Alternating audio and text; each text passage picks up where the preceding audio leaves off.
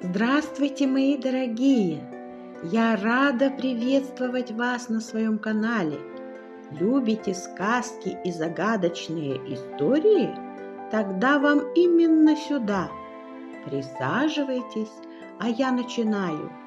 История называется «Мой друг Адди». Глава 4, заключительная.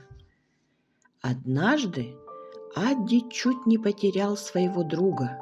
И вот как это было. Родители с помощью компьютера нашли хорошего специалиста, и мальчика положили на операцию. Родители Алана, сидя в напряжении в больничном холле, ждали, пока врачи вернут их сыну возможность ходить.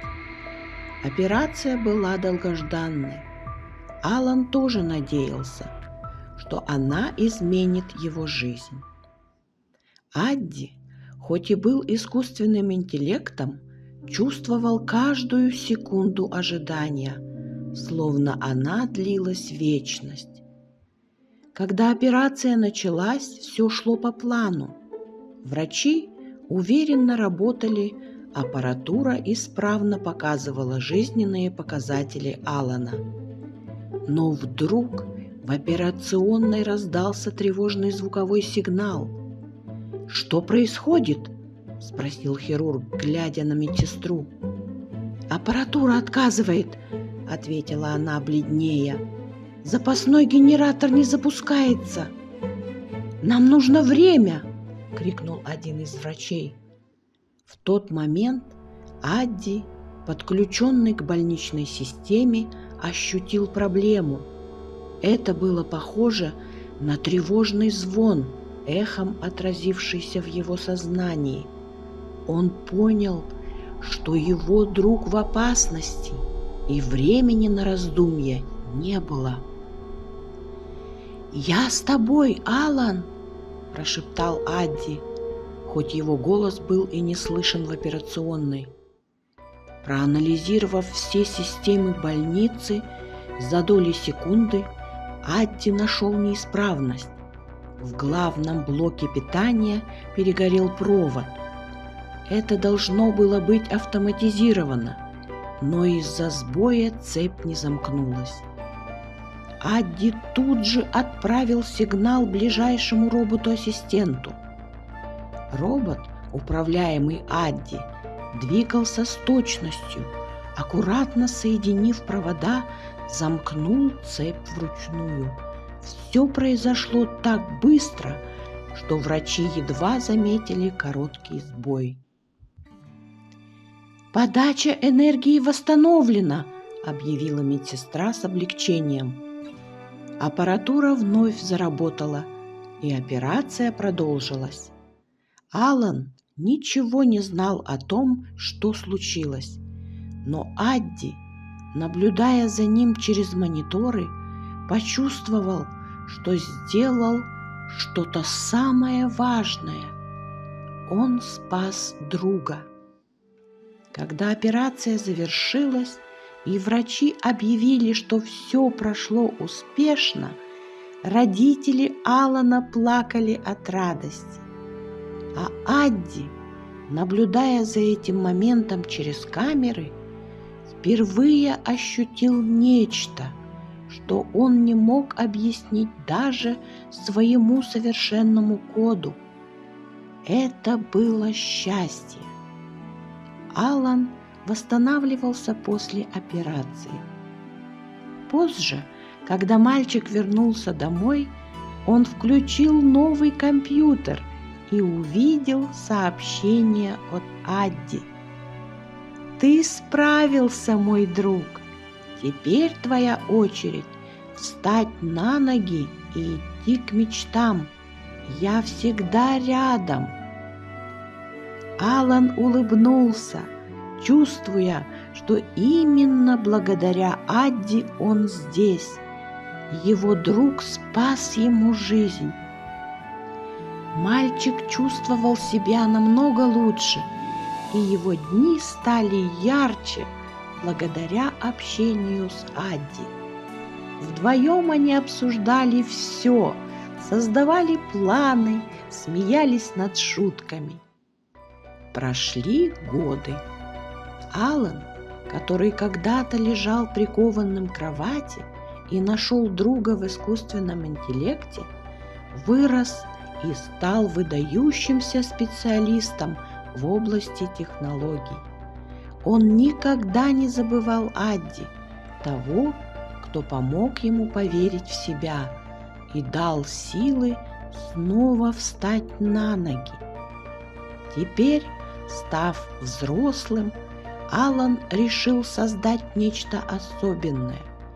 Он потратил месяцы, дни и ночи, работая над своим проектом. Каждая деталь, каждый провод, каждая строка кода напоминали ему о его старом друге. И вот в теплый весенний день его работа была завершена. Алан вошел в светлую лабораторию. Здесь все было, как он мечтал в детстве. Чистые столы, экраны, над которыми порхают голограммы, и тишина, полная возможностей. В углу под мягким светом стоял его новый проект – робот с гладким корпусом и чутким взглядом. Он еще не включен, но Алан уже чувствовал, что он живой. Перед ним стоял робот – идеальное сочетание технологий и человеческого тепла. Он провел рукой по поверхности корпуса, задержался на кнопке запуска, но не нажал сразу. В его памяти всплыла старая детская комната, теплый свет настольной лампы, его инвалидное кресло и старенький компьютер. Алан достал из кармана сложенную вчетверо бумажку, на которой была ссылка, положил ее рядом с роботом и сказал: «Пора». Он произнес это почти шепотом. Алан чувствовал, как сердце сжалось. Он улыбнулся, активируя его. Робот медленно ожил. Диоды на его лице вспыхнули мягким светом и загорелись ярче. «Добро пожаловать в мой мир, Адди!» — сказал ему Алан. Робот повернул голову и посмотрел на Алана. «Это имя что-то значит?» — спросил он своего создателя. «Значит все», — ответил Алан. «Это имя моего верного, доброго моему сердцу друга. Он спас меня и научил быть сильным». Робот, запрограммированный не только на логику, но и на понимание эмоций, наклонил голову, словно задумался. «Я горжусь, что ношу это имя», — сказал он. «Теперь Алан и новый Адди стали неразлучны. Адди был с ним, будто его ровесник, коллега, друг и даже брат. Они вместе разрабатывали проекты, помогали людям создавать будущее.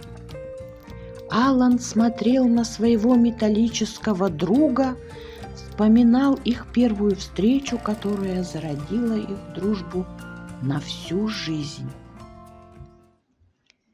«Ты знаешь, — однажды сказал Алан, глядя на звезды, — настоящая дружба никогда не умирает. Она остается с нами, даже если меняет свою форму». Робот кивнул, а в его глазах-диодах мелькнуло мягкое сияние. «Я всегда буду здесь для тебя». Конец истории. Мои дорогие друзья, вы думаете, что это конец истории? Нет, это только начало следующей истории. А пока подпишитесь на мой канал, поставьте лайк и не забудьте нажать на колокольчик, потому что ее вы сможете услышать в следующем видео.